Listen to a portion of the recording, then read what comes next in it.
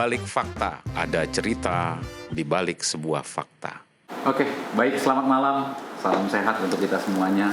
Kali ini kita akan menguak sebuah cerita di balik sebuah fakta. Tapi sebelumnya saya harus menyampaikan beberapa hal tentang tentunya terkait dengan apa yang akan kita bahas atau yang akan kita diskusikan pada malam hari ini dengan karib saya ya, dan juga tentunya orang yang cukup banyak dikenal di Republik tercinta ini. Kalau kita sama-sama tahu tentang Wells Townshend ya, bahwa fundamental of law kita atau perasaan umum yang ada di Republik kita ini, itulah hukum kita ya. Kemudian juga bagian-bagian daripada orang-orang dengan jenis dan ras yang berbeda-beda yang memiliki perasaan dan bagaimana menuangkan, mengaplikasikan perasaan itu pun juga kalau si Thomas Hobbes bicara seperti itu.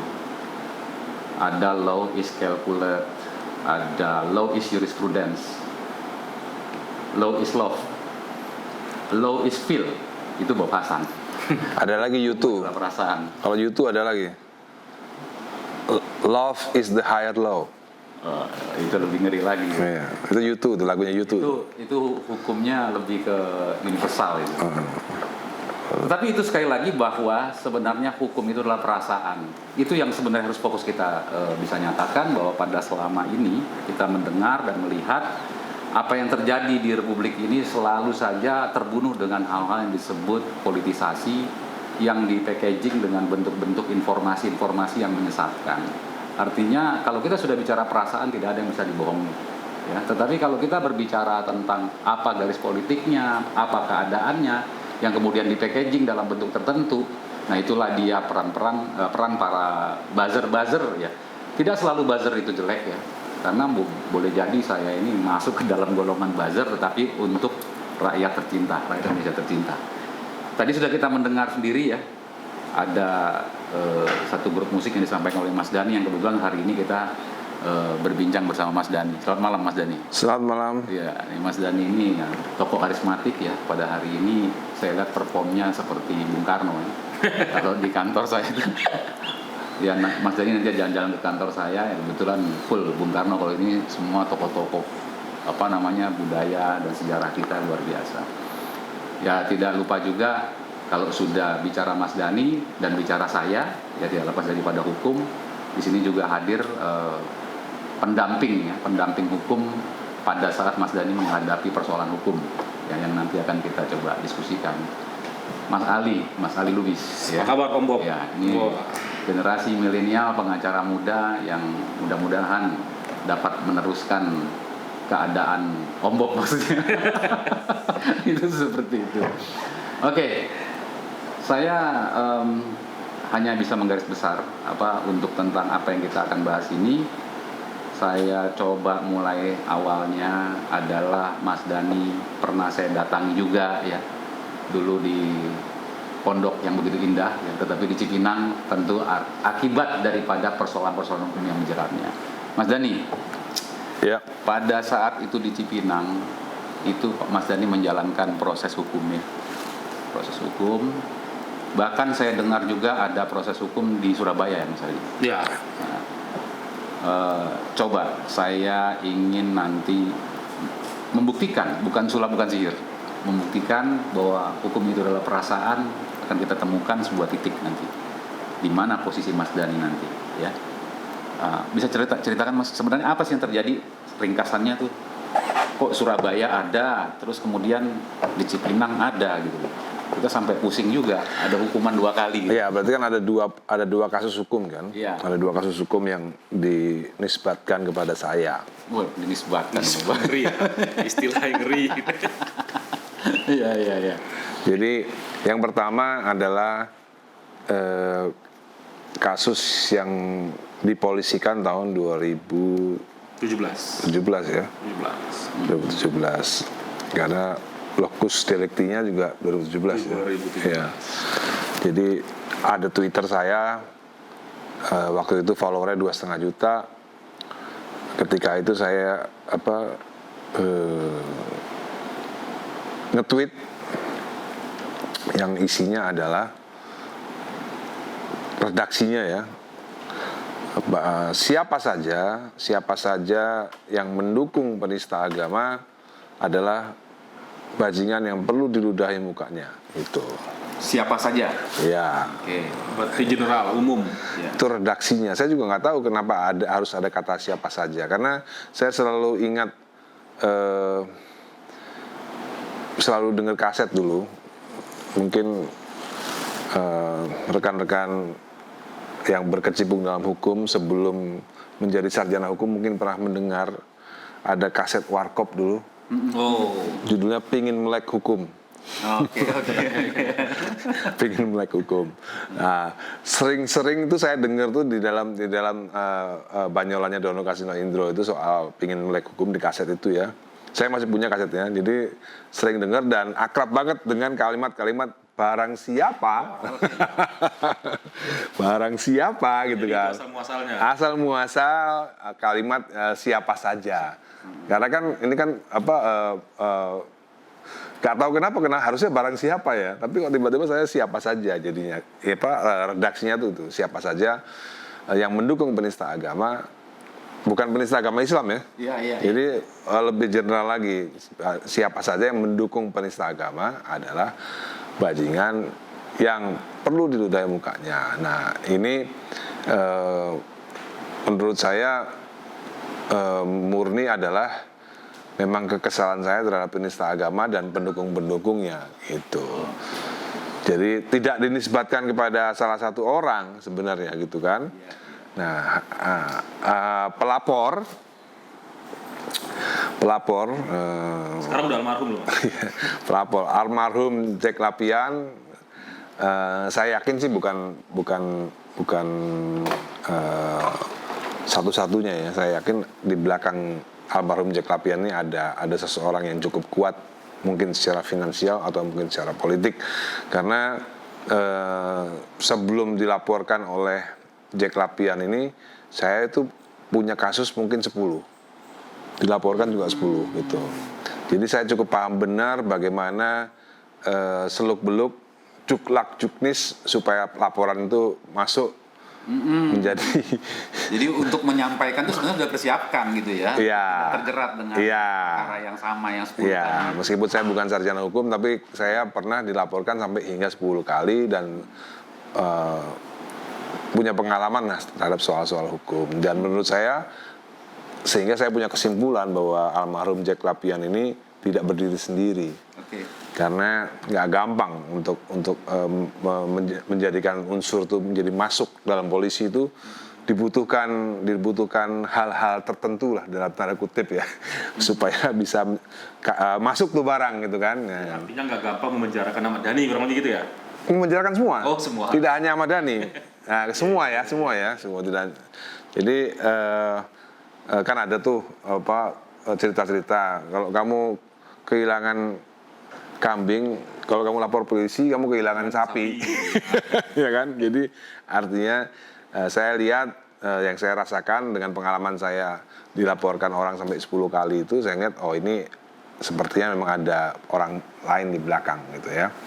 Sehingga unsur-unsur semua menjadi terpenuhi. Nggak gampang gitu, padahal sebenarnya menurut saya pribadi nggak ada unsur nih sebenarnya gitu kan. Kalau kita bicara soal KUHP, terbitan tafsir daripada Belanda. bukan Iya dong. bukan Suroso apa siapa? Suroso. Iya, R. Suroso. Jadi kalau kita baca kitab sucinya KUHP itu R. Suroso itu ya nggak ada sebenarnya gitu.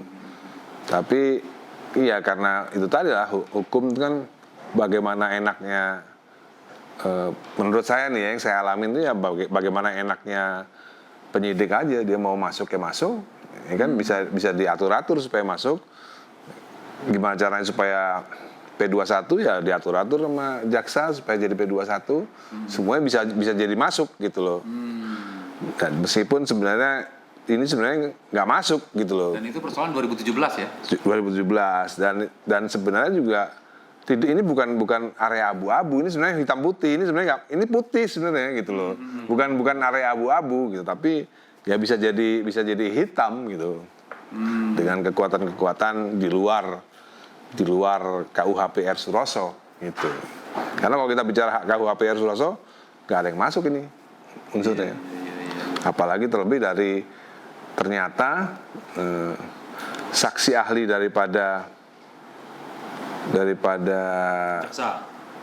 bukan saksi ahli daripada kepolisian dong. Oh iya, polisi dulu baru jaksa. Iya, saksi ahli dari kepolisian dari Menkominfo itu memberikan pengakuan lah kepada kita di luar persidangan ya, Yali ya.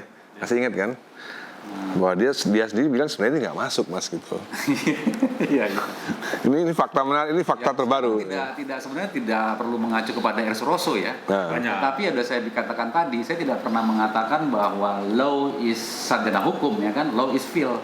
Perasaan seorang Ahmad Dhani sudah bisa menyatakan bahwa dia sudah 10 kali dilaporkan dan sebagainya dan sudah merasakan dan sehingga menyampaikan dalam tweet tadi itu agar tidak terjerat gitu loh. Iya. Nah itu law is feel ya sebenarnya, rasa bahwa oh ini kayaknya untuk ke depan saya harus menyampaikan hal-hal yang lebih cermat agar tidak terjerat. Dan tapi secermat apapun iya. kena, sehingga seorang Mas Dhani menyatakan bahwa ini ada kekuatan kuat di belakang daripada pelapor gitu loh. Itu yang di Jakarta ya? Itu yang di Jakarta 2017. Itu kena hukuman vonis berapa itu? 1,5, 18 bulan. 18 bulan. 1,5 tahun. Terakhir 1 tahun dong. Yang tweet Kasasi. tadi, yang Enggak bahasa dong. tadi, akibat bahasa tadi. Iya, Enggak dong. setahun mas. Setahun. Iya. Kalau 12 bulan, gua jalaninnya berapa bulan? Ya, setahun full karena kan berbarengan sama Surabaya waktu itu kan kita udah ngurus PB itu. Enggak dong. Iya dong. Kita ngurus PB nyangkut karena masih ada kasus yang di Surabaya. Tidak. Taruhlah Iya. itu setahun setengah lah dulu Iya. ya. Taruhlah tahun setengah. Pokoknya saya jalaninnya 11 bulan aja. 11 bulan ya. Kan nggak mungkin kok kalau setahun jalaninnya 11 bulan. Nah, ini kita belum bicara Iya. di Surabaya nih. Iya. Nah, Yang di Surabaya itu nggak ada perintah penahanan. Oh. Yang di Surabaya itu tidak ada perintah penahanan Tapi nih. ada vonis nggak? Setahun. Hah? Ada vonis kan? Iya dong, Surabaya setahun juga. Lupa saya juga tuh. Oke. Kalau yang Surabaya apa itu problemnya? Kalau Surabaya IG, Instagram. Oh, Jadi saya menyebut idiot itu. kepada siapa? Nggak ada. Cuma tulis idiot aja. Iya. Ini idiot-idiot ini gitu aja. Tidak menyebut Bukan nama. nulis waktu itu ya, cuma Ngomong aja. bikin vlog gitu. Oh, yang waktu itu ada apa namanya? demo. Demo. Nah, Idiot-idiot ini. ya ini idiot-idiot ini yang Jadi kurang lebih- Jadi saya itu dipersekusi. Saya itu dipersekusi gitu loh. Ya, saya menyebut persekutor itu sebagai idiot gitu loh. Itu. Persekutornya ya, saya sebut persekutornya itu sebagai idiot gitu. Itulah disebut sebagai ujaran kebencian ya. Bukan. Di situ. Iya dong. Ujaran Pencemaran nama baik dong. Ya enggak Itu di HP. Surabaya apa? SP ya? SP ya? Problemnya? Sama. Hate speech juga tuh. Ujaran kebencian. Pokoknya itu undang-undang tahun 2016 lah. Pokoknya lebih redaksinya golongan lah. Itu 2016 lah pokoknya itu. Enggak dong, 2016. pas pilpres dong.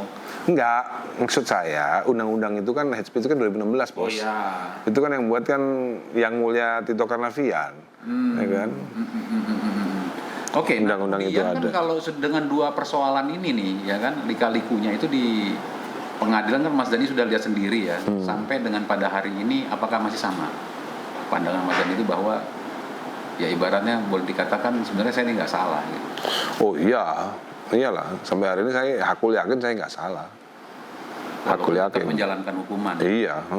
Jadi keluar dari hukuman tadi itu Mas Dhani menyatakan bahwa saya tidak salah. Iya dong. Tetap seperti itu. Tetap seperti itu. Tetap memang sampai sekarang saya pun kalau saya pegang Twitter lagi, ya saya akan nge-tweet lagi. Siapapun penista agama adalah pendukung penista agama adalah bajingan itu. Udah.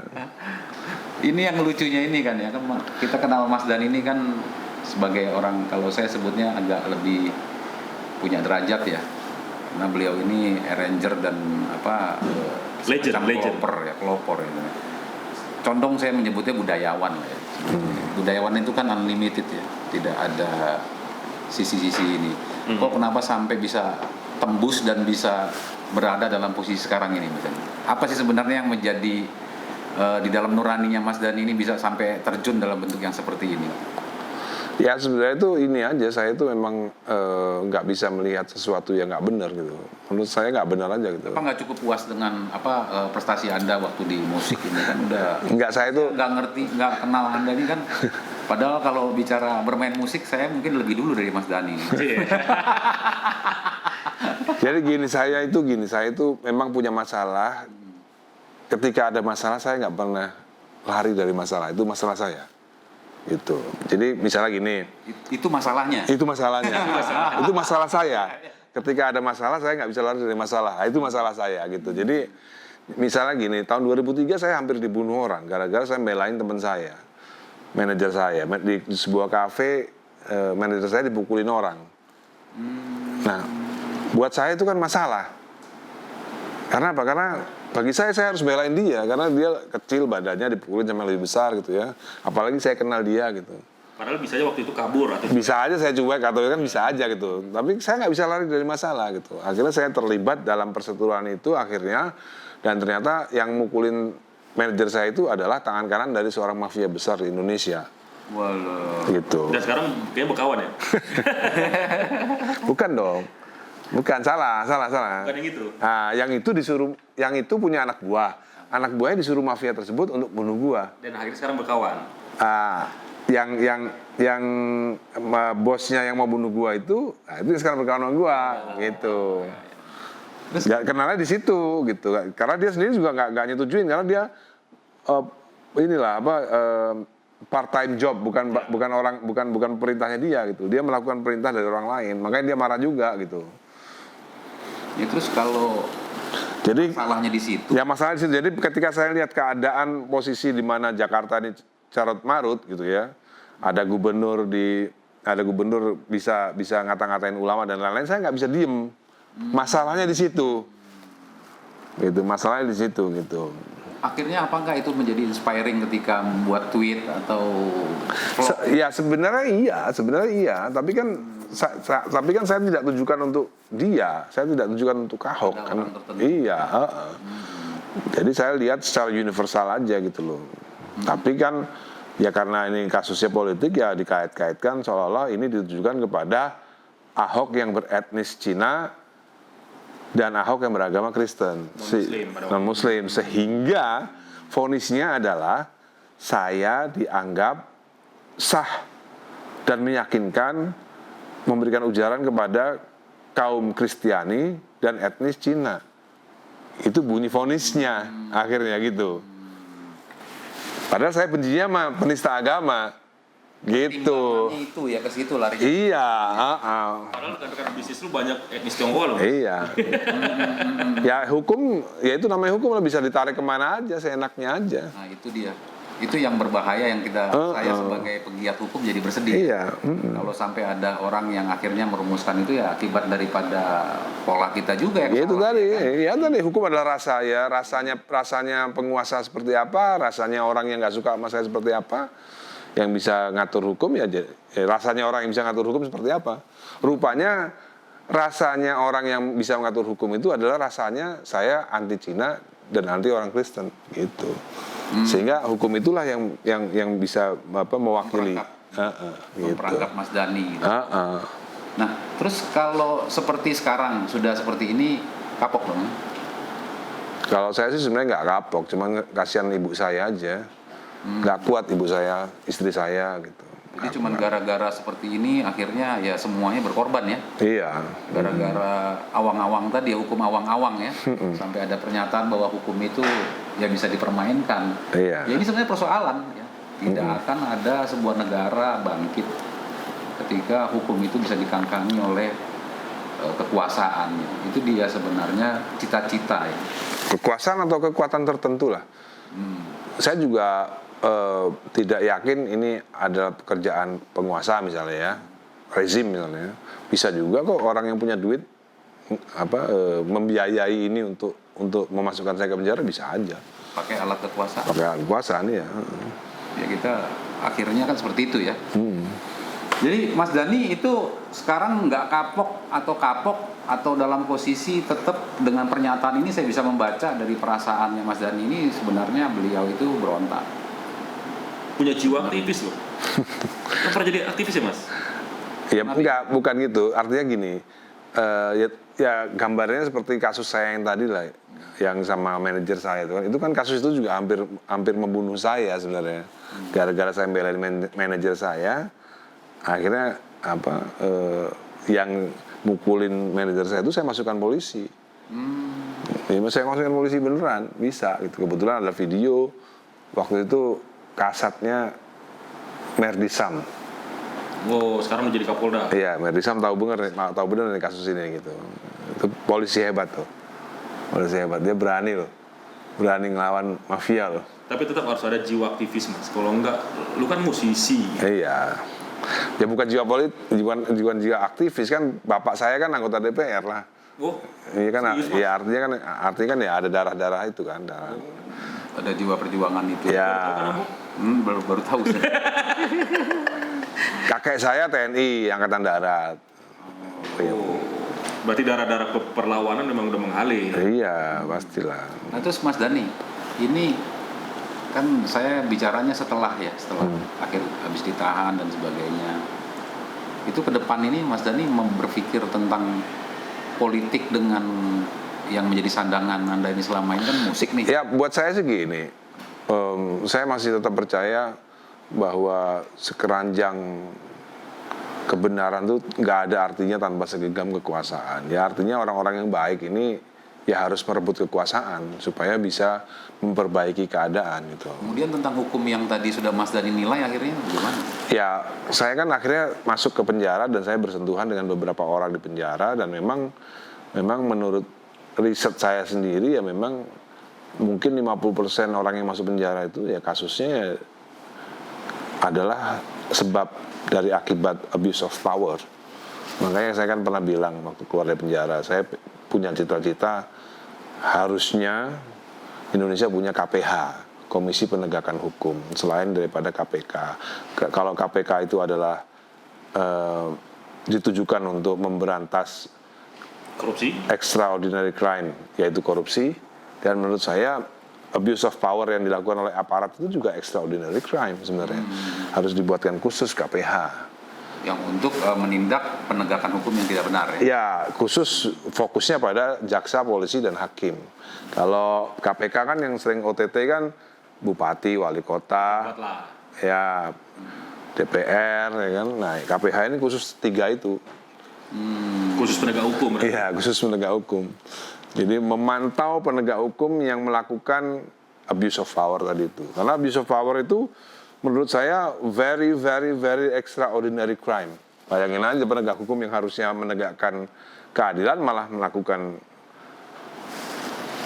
kriminalisasi sendiri. Tapi itu lebih kepada oknum dong. Kalau bahasa Iya, oknum ya. Kalau bahasa di kampung saya namanya Egenrichting. Menegakkan hukum dengan melawan hukum. Nah, jadi gitu. Tapi Mas Dhani sampai hari ini berarti kan nggak percaya sama hukum di Republik ini. Saya sampai sekarang ya kan selalu there is always bad cop, good cop kan kita. Pasti ada polisi baik, pasti ada polisi yang jahat. Tapi itu kan style. Ya. Kalau soal strict. Enggak, bukan style itu. Artinya ya memang harus kita akui ada bad cop, ya. Bad cop itu dalam pengertian dia tidak bisa menegakkan hukum dengan benar. Nah, dia abuse of power, melakukan abuse of power gitu ya. Termasuk jaksa yang bad atau hakim yang bad ya. Nah, itu artinya mereka yang bad itu tergabung dalam mereka yang melakukan apa yang namanya disebut itu penyelewengan kekuasaan ya, abuse of power. Nah, ini yang perlu ditindak. Menurut saya kalau suatu saat misalnya Pak Prabowo mencalonkan presiden misalnya, ini harus gitu, jadi presiden. Harus menjadi janji politik untuk membuat sebuah KPH yang akan memberesi penyelewengan kekuasaan itu oleh aparat. Selama tidak ada semacam KPH, ya susah. Hukum seperti ini terus. Susah, menurut saya susah. Kalau ada calon presiden 2024 yang berniat sungguh-sungguh untuk penegakan hukum, satu-satunya cara ya membuat KPHN, Komisi Penegakan Hukum, ad hoc kan seperti KPK kan. Kalau ada KPK, kenapa nggak ada KPH gitu.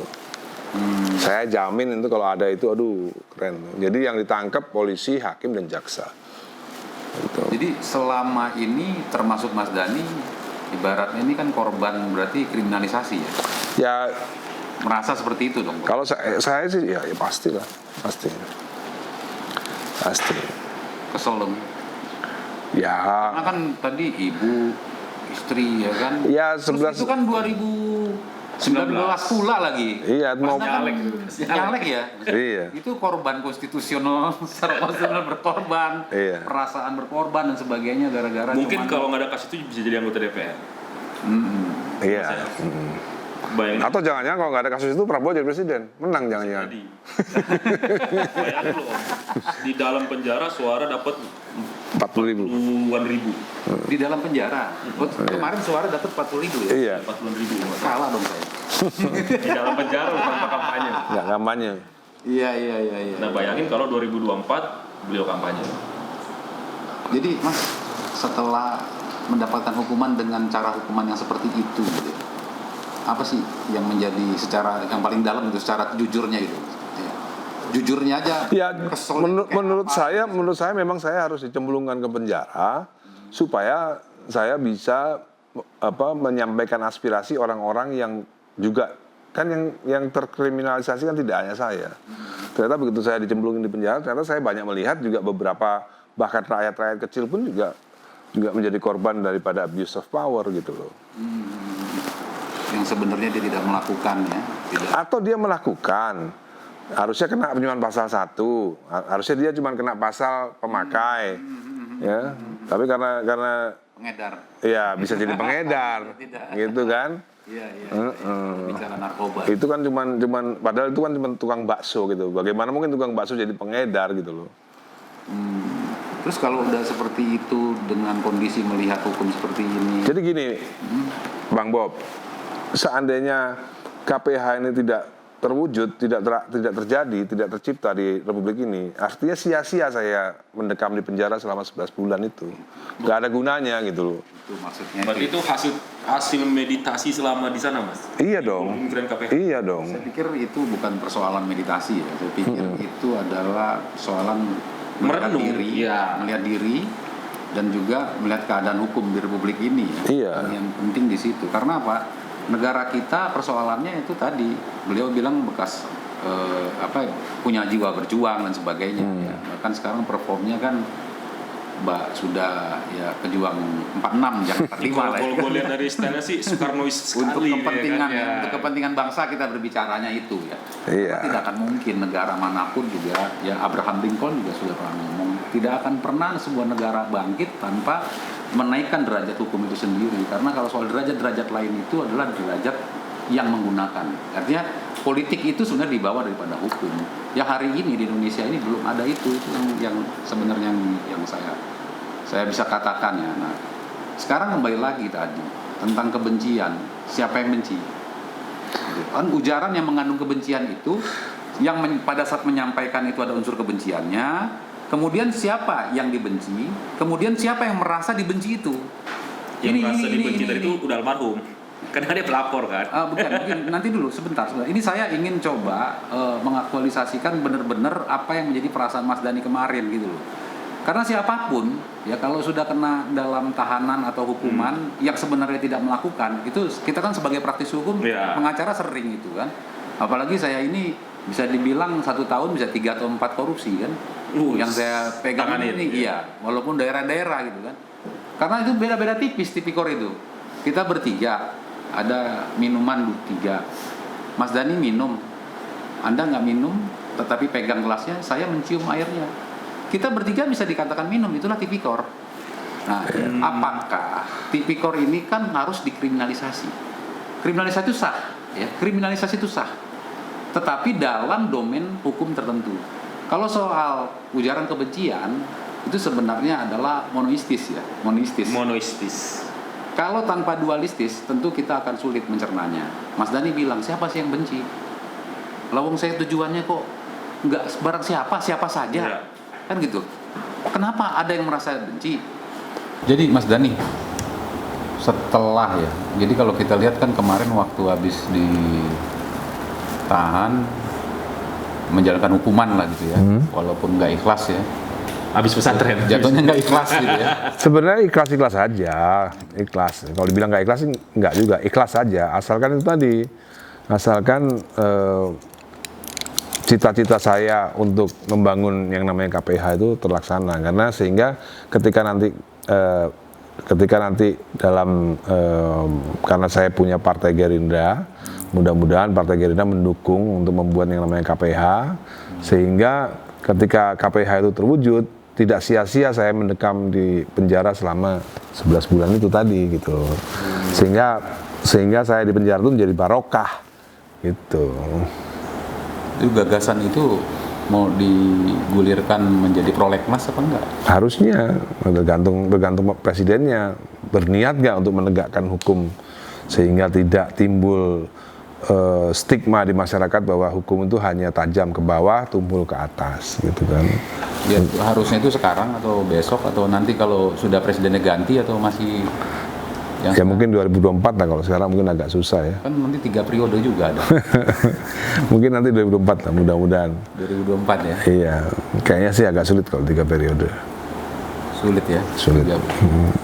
Terus kalau Mas Dhani kan sisi musisinya kan nggak hilang. Pilihannya nanti ke depan setelah kena vonis kemarin dengan tujuan KPH tadi ya. Ya sebenarnya musik, sebenarnya sejak 2016 itu saya sudah memutuskan untuk memang terjun ke politik ya. Artinya ketika saya terjun, saya nggak mungkin there is no point of return.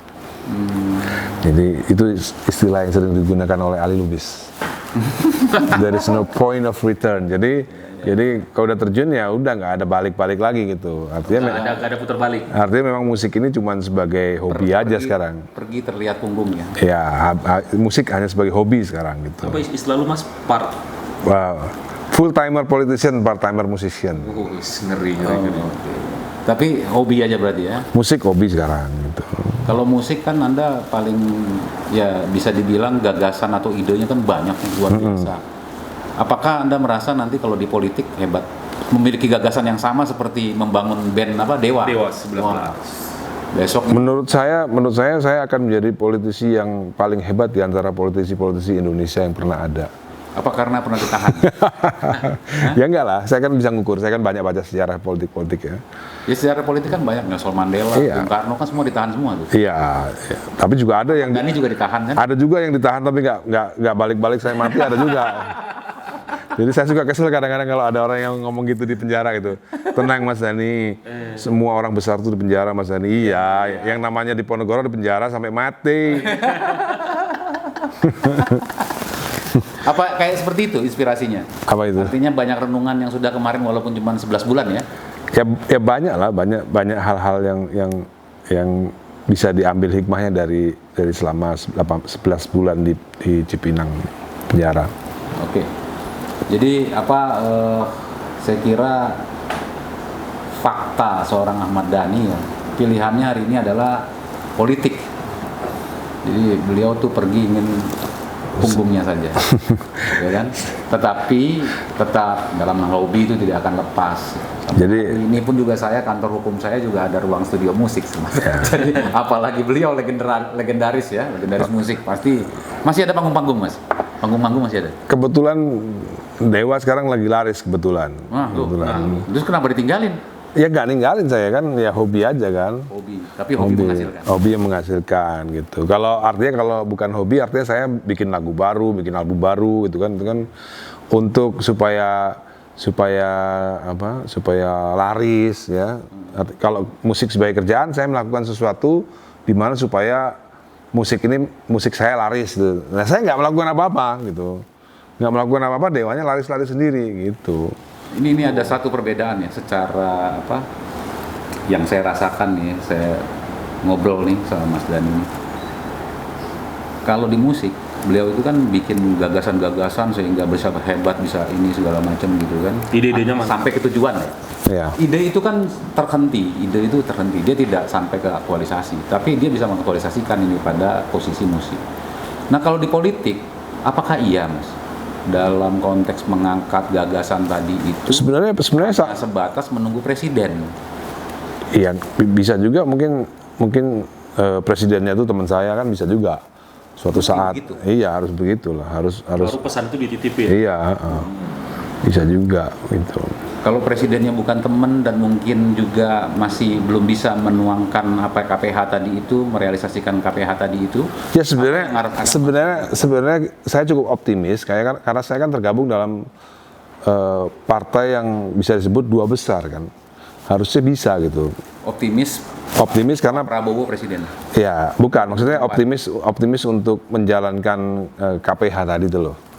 Ya, Ya kan meskipun presidennya bukan Prabowo meskipun saya ya paham kan? maksud saya. Ya kan? Jadi Mas Dhani ini ingin mengatakan bahwa tanpa menggandeng kekuasaan, semua Iya dong. inspirasi Iya. itu bunyi. Saya bisa ngomong pede gini kan karena saya tergabung di partai yang cukup besar kan. Ya kan kalau saya partainya partai PSI misalnya, nggak mungkin saya ngomongnya pede banget gitu. Ya kan? Ngapain gitu ya kan? Nggak punya kekuatan di parlemen gitu kan. Kita kan ngomong gini karena saya tergabung dalam sebuah partai yang cukup besar. Dua besar lah gitu kan di parlemen. Jadi cukup pede lah untuk menyampaikan gagasan-gagasan gitu karena ya kita pasti berharap partai pasti akan membantu kan, apalagi ini kan demi kemaslahatan benih penegakan hukum yang baik gitu kan. Pasti partai setuju, saya yakin pasti Partai Gerindra setuju gitu. Jadi seorang musisi, seniman ya, budayawan, kemudian tampil di politik, murni ingin hukumnya dulu tegak. Keren ya. itu penting itu. Bukan ya karena pernah dihukum kan. Kalau nggak pernah dihukum ya mungkin nggak seperti itu. Istilahnya bukan sarjana hukum, tapi pernah di. Iya. Itulah dia law is spill ya. Kalau Mas Ali gimana? Menurut Mas Ali gimana lihat Mas Dhani ini? Sebagai pendamping ini kan, kalau saya ini mendampingi klien itu selalu dapat menyerap ya. Apa sih sebenarnya yang menjadi ide-ide apa yang keluar menjadi citranya daripada klien itu selalu ada ya. Saya itu kan pegang beberapa klien dari yang paling rendah masyarakat ya. Kami di Mesudi Lampung itu dulu kan, sampai yang keras-keras sekarang di Indonesia ini kan perkara tipikor terbesar itu ya perkara yang saya pegang sekarang semenjak tahun 1945 semenjak kemerdekaan Republik Indonesia gitu. Apa sih yang Mas Ali bisa baca dari spiritualitasnya seorang Mas Dhani? Secara pribadi, sepanjang saya pernah punya klien menangani hukum pidana, ini satu-satunya klien yang top. Top dalam arti Bukan bayarnya ya. bukan. Kurang ajar, bukan. Jawab lagi, bukan. Maksudnya gini. Bener-bener. Artinya bukan persoalan kita Saking melihat topnya itu kan? dari sisi honorariumnya, bukan. Artinya gini, mental. Saya cukup terkejut punya klien yang mentalnya tuh top. Artinya begini, mungkin banyak orang, apalagi musisi mas ya, artis lah yang biasa hidup glamor, hidup enak, tiba-tiba masuk penjara yang cuma di ruang kecil gitu. Nah, ini orang nggak ada rasa kayak macam sedih, nggak ada kayak menyesal tuh nggak ada om. Ente bisa bayangin, kayak tadi beliau udah sampaikan, fun-fun aja. Nah, gua ngeliatnya sisi mental. Belum pernah gua ngeliat orang sehebat ini, dan itu sering gua katakan ke orang-orang. Kalau katakan artis lah, baru dipanggil polisi nangis bos, meriang gitu, ketakutan, mesti harus beliau bagaimana? Fun-fun aja. Nyanyi malah ya. Malah maki polisi. Yang lebih uniknya itu ya, maksudnya gini, kan saya nanganin Mas Dhani kan bukan cuma ujian kebencian mah biasa. Ingat nggak yang makar mas? Oh iya. Bayangin om, makar. Sebelum ujaran kebencian tuh makar ya? Makar dulu tuh. Saya udah dampingin beliau, tuh nggak ada takut-takutnya dalam arti apa ya? Mental tuh nggak down, tetap tegar dengan pendiriannya. Inilah klien yang satu-satunya kalau menurut saya tuh yang pernah saya pegang tuh yang punya mental top itu cuma dia. Cuman itu yang bisa saya katakan mentalnya top. Enggak, saya pikir tuh biasa aja. Saya pikir. Oh, enggak mah. Iya, gue pikir tuh biasa aja. Ternyata Sutioso juga bilang ke saya, kamu tuh gila ya, dengan logat Semarang ya. Jadi tersangka makar cengenges di TV gitu. Iya, itu Sutioso ngomong ke aku. Makar ya dulu. Iya, yang 212 itu. Oke, iya. Nah, itu. Jadi dari rangkaian itu semua, itu nggak ada yang kita bicara kategori artis loh, bukan kategori pejabat politik atau politikus. Kategori artis. Hari ini coba Om Bob lihat, Om Bob kan pengacara nih. Dipanggil polisi, orang udah pada, aduh gimana. Ini nggak slow aja. Sebenarnya itu gini, itu kan Kenapa Mas? Kok bisa? itu kan konsep yang sering kita dengar sebenarnya itu. Berani karena benar. Berani bukan karena jagoan gitu loh. Saya bukan jagoan, saya bukan orang yang punya banyak backing atau saya backing sih ada sebenarnya. Jadi kasus hukum ini sengaja saya biarin. Sampai di mana sih? Padahal teman saya sebenarnya yang kuat gitu ya. Itu yang bisa bela sebenarnya ada gitu loh. Cuman saya nggak minta emang. Saya punya teman polisi, jenderal mungkin yang bisa bela, cuman saya nggak minta tolong aja, saya biarin aja gitu. Ada yang menarik Mas, kalau lu ingat. Itu waktu beliau tersangka ini, itu ada konser Dewa di salah satu mall. Oke. Nah, beliau posisi tersangka, salah satu istri pada waktu itu jenderal polisi nonton beliau konser. Ingat nggak yang di mana? Pak. Yang di Kokas, Bos. Oh iya. Bayangin, Istri seorang jenderal. Istri seorang jenderal. Bukan salah satu istri kan. bukan istri seorang jenderal, fans beratnya Dewa 19 dan Ahmad Dhani, dan nonton konser pada waktu itu dalam kondisi tersangka. Keren nggak? Itu unik menurut gua sebagai Loh, pengacara. ini istrinya Kapolres kan? Oke. Itu yang istri Kapolres bukan. Kapolres dong, kalau jenderal mah udah level. Iya, bintang 4 maksud lu kan? Kan dong sih, yang ini loh. Iya, istri Kapolres biasa aja kan, ya kan? Istri Kapolres belum bintang ya? Belum. Kapolres belum bintang ya, iya. Nah, bayangin tuh, Om. Enggak, tapi maksudnya istri Kapolres yang bikin aku tersangka itu ada di situ. Oke. Nonton Dewa juga gitu. Dia fans Dewa. Iya, nonton. Dan Kapolresnya lah yang memberikan tersangka tadi. Iya, menarik lah, banyak fakta menarik lah. Nah makanya itu unik. Nah artinya yang ingin gue sampaikan tadi, sejauh ini nggak ada. Dan gue nggak tahu ya kok bisa mentalnya itu bisa seperti itu. Jadi dari keseluruhan itu yang gue tangkap cuma mental.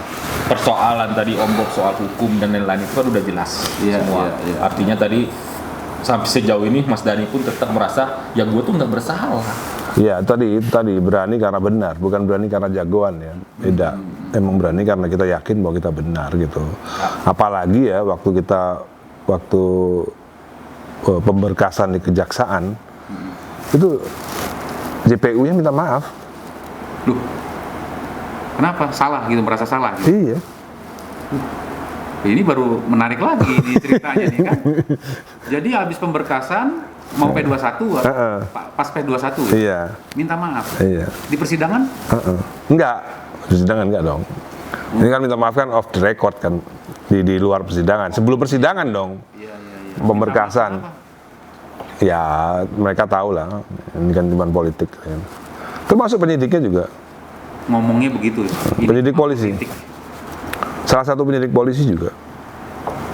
Ya, jadi kenapa jadi HAM orang itu jadi berantakan ya? Ya. Nah ini saya pikir ya harus kita pahami bersama loh. Jadi sekarang ini kalau hukum tidak di atas nggak bisa. Jadi saya kira gaya politik apapun yang Mas Dhani akan mainkan nanti, ketika berbicara KPH tadi itu sudah mulia sekali. Karena itu untuk kepentingan bangsa itu, bukan untuk kepentingan rezim itu. Iya. Kalau KPH itu untuk keberlangsungan ya, keberlangsungan penegakan hukum, bukan keberlangsungan kekuasaan loh ya. Ya kan? KPH itu siapa saja yang jadi presidennya dia harus mendukung KPH dong, harusnya gitu. Jadi KPH itu dia mengevaluasi sebenarnya ya seperti KPK persis. Seperti KPK. Kalau KPK itu kan dia tentang kejahatan korupsi. Iya, apapun. Iya, ini gitu. Ya, ini lebih spesifik kepada penyalahgunaan kekuasaan oleh aparat. Iya, gitu. Bisa power itu. Iya, lebih fokus ke situ. Jadi KPH nggak nangkep itu nanti elemennya atau personilnya dari mana? Dari kepolisian juga? Bisa dari kepolisian juga, pasti harus dari kepolisian juga, pasti dari kejaksaan juga, pasti dari kehakiman. Karena kalau kita rekrut polisi-polisi yang baik, pasti dia hafal, pasti dia tahu kan seluk-beluknya. Juga. Ya tapi kan apapun sekarang ada apa kan, tapi kan belum ada. Buktinya tidak. Iya. Tapi padahal kan udah ada masing-masing lembaga itu udah ada. Udah ada KY. KY kan hakim, Iya. Kompolnas polisi, Ada. Komisi Kejaksaan ngawasin. Iya. jaksa. Nah, maksud saya itu Kompolnas KY gabung jadi satu. dijadiin satu. Oh, gitu. Oke. Diawasi, di backing oleh presiden yang memang berniat untuk menegakkan hukum gitu. Kalau nggak ada niat percuma. Tapi yang sudah nih, ada oknum polisi juga di situ, jaksa juga di situ. Nanti ada jaksa masalah apa segala macam karena temen gimana? Ya itu kan idealnya kan seperti itu. Ya mudah-mudahan meleset 80% masih oke lah. Ya kan? Masih 80%. Nah, iya, meleset 80% masih oke lah. Yang penting udah ada kegiatannya. Iya. Wajar lah, namanya juga manusia. Ada error 10%, 20% ini wajar lah. Nggak ada masalah. Oke, saya kira sudah singkat padat ya sebenarnya kita cerita, tapi banyak hal yang akan kita ungkap nanti ya. Kita berharap netizen nanti dapat memberikan pertanyaan ya. Pertanyaannya kepada saya tentunya, bukan kepada Mas Dhani. Nanti Mas Dhani akan saya serap keilahiannya beliau, Itu kayak di kostum dong, perasaannya ketawa. beliau. Ya ini kesempatan tanya jawab.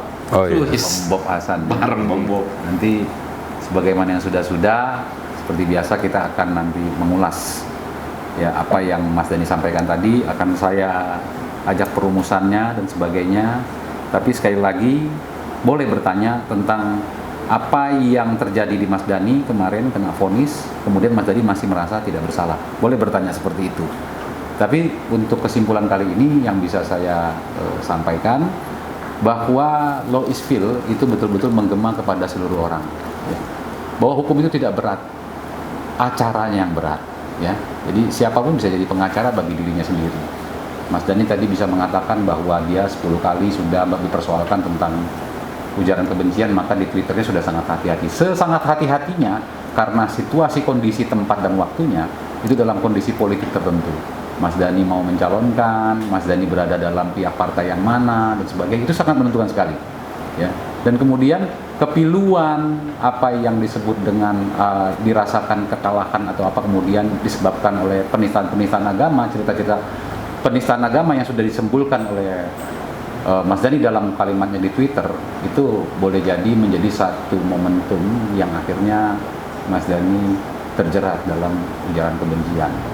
Jadi benci itu adalah perasaan, ya.